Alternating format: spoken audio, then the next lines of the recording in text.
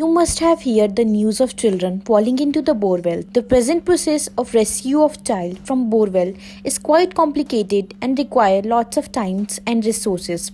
This system is designed for the rescue of the child faster than the present method and within limited resources because even a few seconds can be a difference between life and death. These are different parts of the system such as mechanical grippers, slit plate, main body, pulley, etc. The arrangement is lowered into the borewell with the help of the pulley system supported on the ground. Once the slit plate is raised to the bottom of the child, it will unfold and the side grippers will grip the child from shoulders. At the base of slit plate, a balloon will inflate, unfolding the slit leaves which will support the child from bottom.